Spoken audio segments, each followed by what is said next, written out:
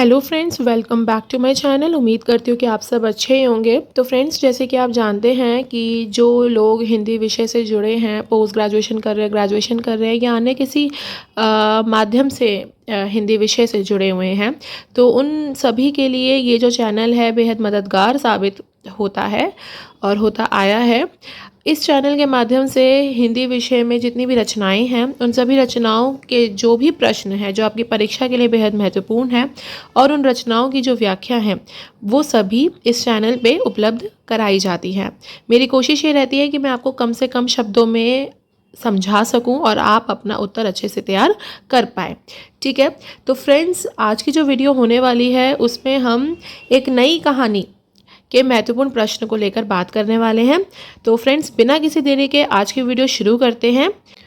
कहानी का नाम है जंगल जातकम और ये कहानी लिखी गई है काशीनाथ सिंह के द्वारा। ठीक है, तो आज की जो वीडियो है उसमें हम जंगल जातकम काशीनाथ सिंह की जो कहानी है उसके कथासार के ऊपर बात करने वाले हैं। और कथासार को आप सार, सारांश और कथा वस्तु भी कह सकते हैं।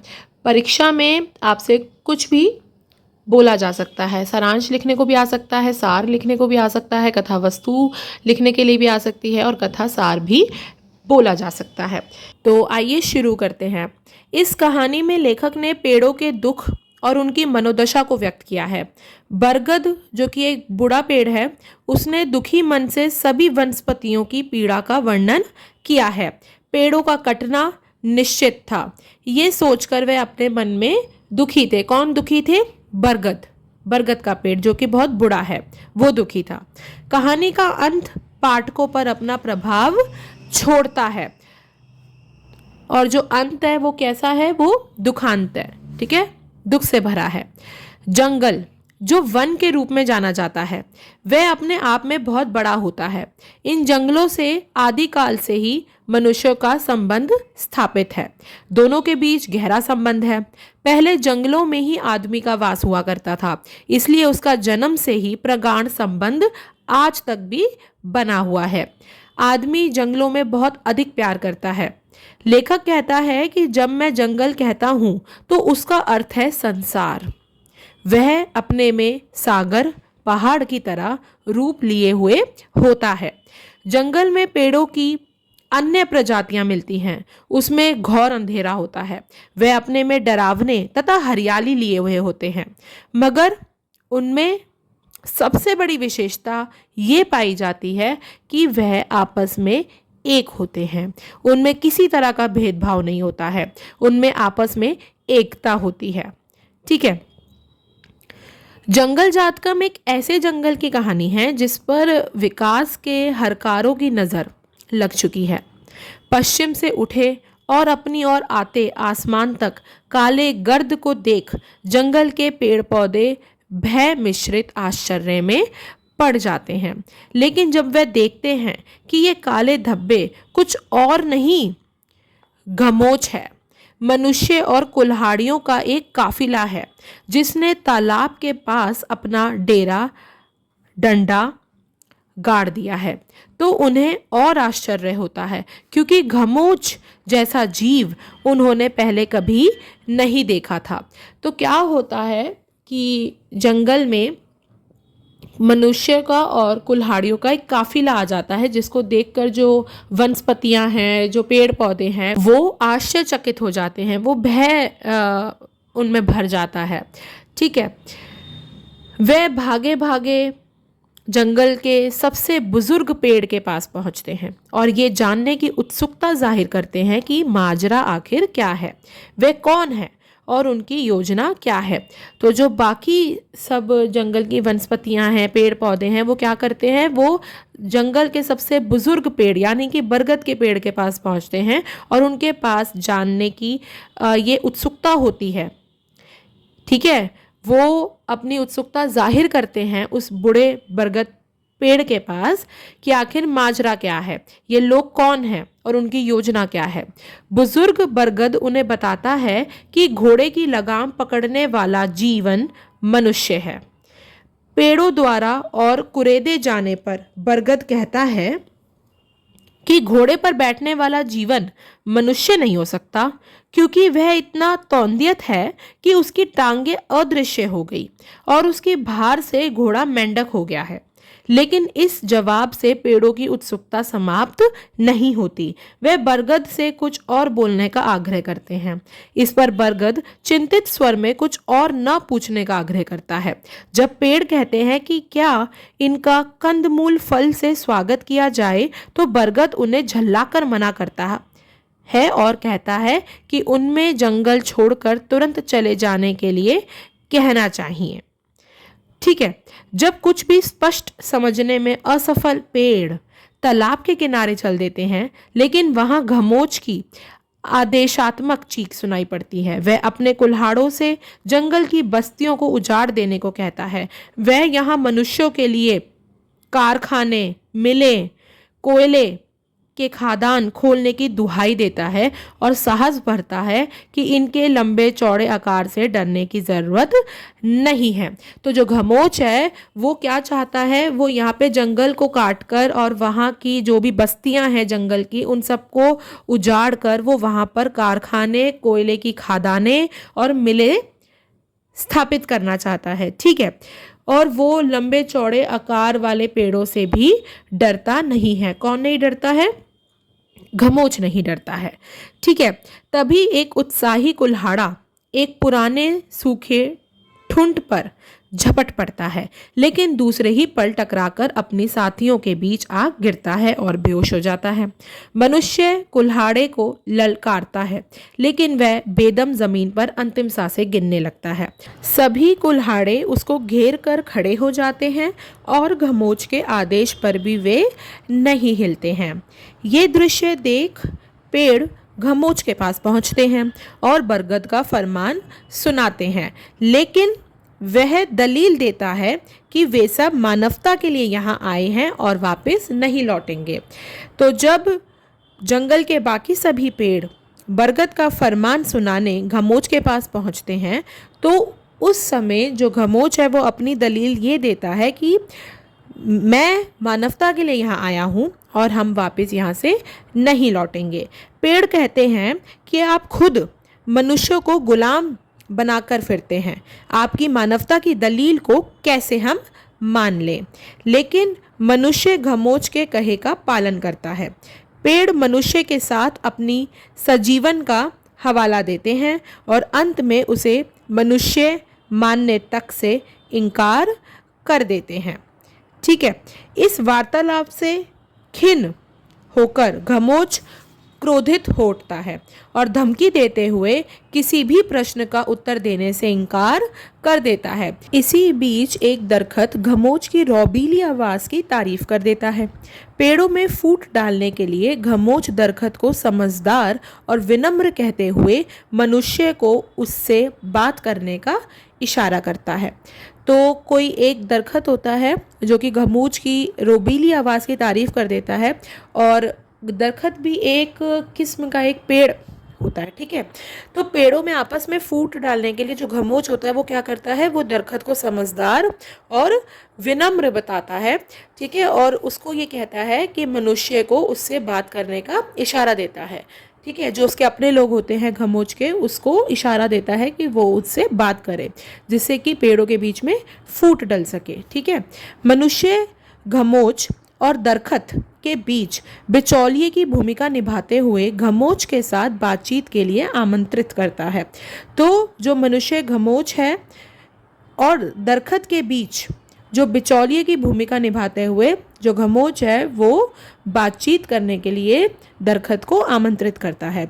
इस पर सारे पेड़ आपत्ति जताते हैं और घमोच के साथ बरगद को ही बात करने देने के लिए अड़ जाते हैं।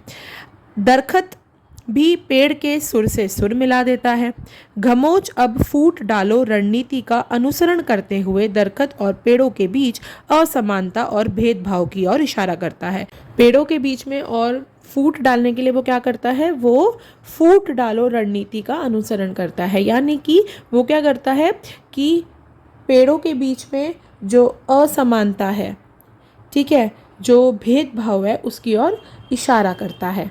उनकी बातचीत के इस पड़ाव पर बुजुर्ग बरगद का प्रवेश होता है और घमोच को फटकारते हुए उसे रातों रात जाने का अपना अंतिम निर्णय सुना देता है। तो जब ये बातचीत चल रही होती है दरखत और घमोच के बीच में, ठीक है, और जो घमोच है वो पेड़ों में फूट डालने की कोशिश कर रहा होता है, उनमें असमानता और भेदभाव के बारे में जिक्र कर रहा होता है।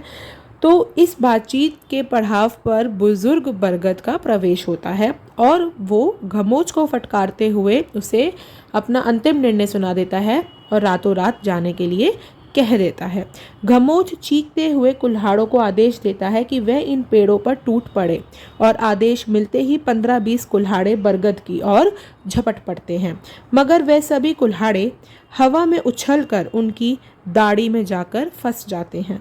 ठीक है, क्योंकि आपको पता है कि जो बरगद का पेड़ होता है उसकी बहुत सारी टहनियाँ होती हैं। ठीक है, तो यहाँ पर जो टहनियाँ हैं बरगद के पेड़ की, जो बहुत ज़्यादा गहरी होती हैं, ठीक है, और उलझी हुई होती है, उसको यहाँ पर बरगद के पेड़ की दाढ़ी बताया गया है। तो जो भी 15-20 कुल्हाड़े उस पर मारे जाते हैं बरगद के पेड़ पर, ठीक है, वो सारे कुल्हाड़े उसकी दाढ़ी में जाकर फंस जाते हैं। ये दृश्य देखकर वहाँ खड़े पेड़ों को हंसी आ गई, मगर वह संकोच के कारण अपनी हंसी को पत्तों के बीच में छिपा लेते हैं। वह साफ तौर पर दिखाई नहीं देती है। आर्य बरगद गंभीर बने रहते हैं। वे कुछ न बोल बल्कि वह पेड़ों के साथ वापस लौटने की तैयारी करने लगते हैं। वापस लौटते समय वह पीपल से बांसों वाली बस्ती पर खास नज़र रखने को कहता है। पीपल के कौतूहल पर बरगद कहता है कि वह सभी की हाँ में हाँ मिलाते हैं और उनमें स्थिरता व धैर्य का अभाव है। तो जब बरगद का पेड़ वापस लौट रहा होता है तो वह पीपल के पेड़ से कहता है कि वो बांसों वाली बस्ती पर अपनी खास नज़र रखे। तो जो बरगद का पेड़ है वो पीपल के कौतूहल पर कहता है कि वे सभी की हाँ में हाँ मिलाते रहते हैं और उनमें स्थिरता व धैर्य का अभाव है। मनुष्य यहाँ के हर एक कोने कोने और हर एक कमजोरी से परिचित है। सभी पेड़ अपनी अपनी राह लेते हैं और अकेला बरगद चिंतामग्न ख्यालों में खोया रहता है। तभी भागा भागा एक संदेशवाहक आता है। संदेशवाहक का मतलब होता है कि कोई जब संदेश लेकर आता है तो उसको संदेशवाहक बोला जाता है। तभी भागा भागा जो एक संदेशवाहक है वो वहाँ पर आता है और बांसों की बस्ती में मनुष्य पहुँचने और उसकी बातचीत का ब्यौरा प्रस्तुत करता है।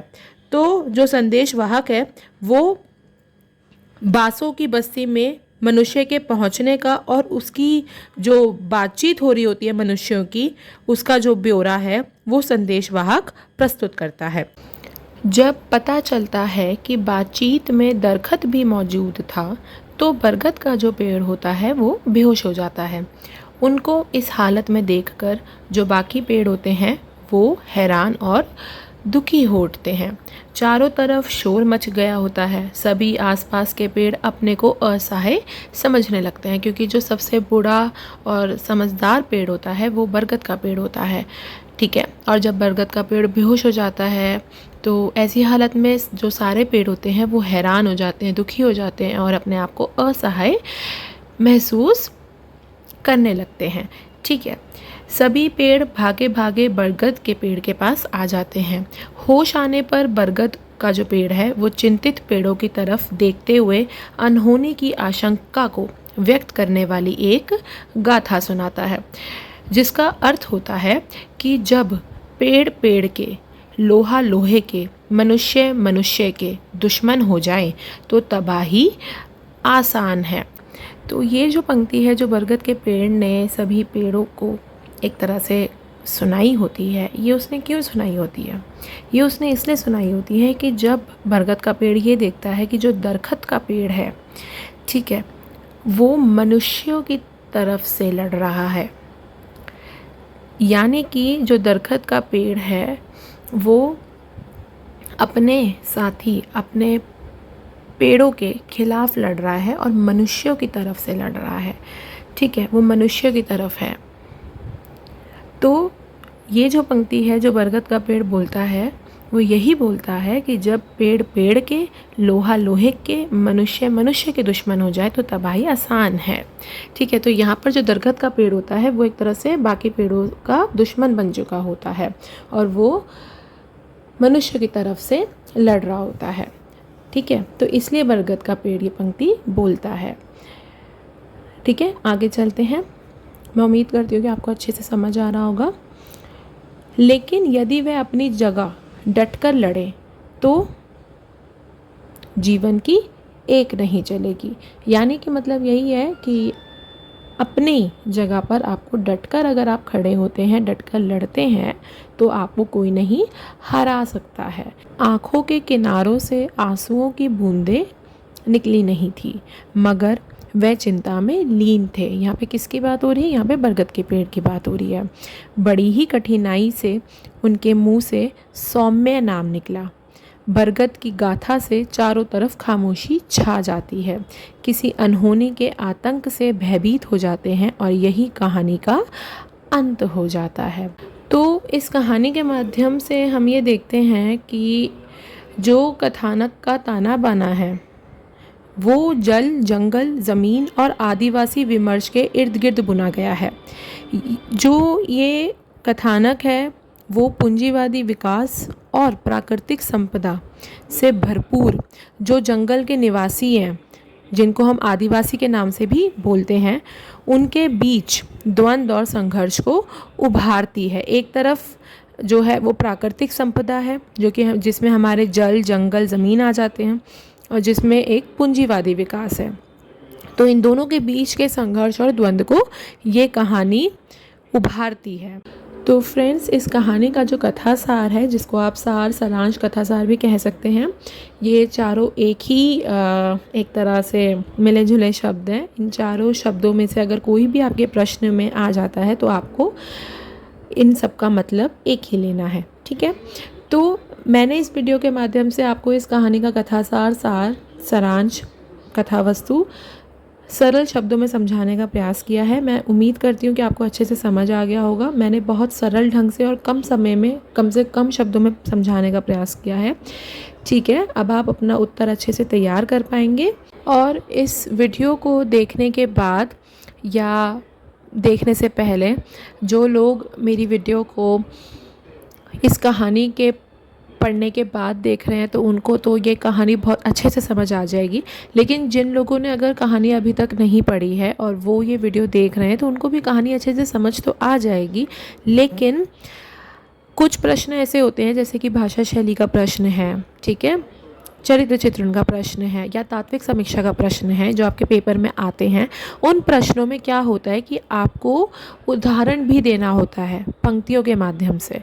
ठीक है, तो वो आप तभी दे पाएंगे जब आपने कहानी को अच्छे से पढ़ रखा होगा। तो अगर आपको कहानी का एक तरह से जिस्ट समझना है, कथानक समझना है, मेन जिस्ट समझना है, तो आपके लिए ये वीडियो बहुत मददगार साबित होगी। लेकिन बाकी प्रश्नों के लिए भी, जैसे कि मैं इस वीडियो के बाद जो अगली वीडियो बनाऊंगी उसमें मैं आपको भाषा शैली, चरित्र चित्रण और बाकी सभी महत्वपूर्ण प्रश्न करवाऊंगी। ठीक है, मैं आपको उसमें मेन पंक्तियां भी बताऊंगी। लेकिन आप खुद से भी एक बार कहानी पढ़ लीजिएगा। ठीक है, तो फ्रेंड्स, अगर आपको ये वीडियो अच्छी लगी हो तो आप इस वीडियो को लाइक करें, अपने फ्रेंड्स और क्लासमेट्स के साथ इसको शेयर करें और ऐसे ही हिंदी रचनाओं से जुड़े महत्वपूर्ण प्रश्नों के लिए और उनकी व्याख्या के लिए इस चैनल को सब्सक्राइब कीजिए। मैं आपको वो सारे प्रश्न करवाती हूँ जो आपके परीक्षा के लिए बेहद महत्वपूर्ण हैं। ठीक है, तो फ्रेंड्स, मिलते हैं अगली वीडियो में। तब तक के लिए गुड बाय।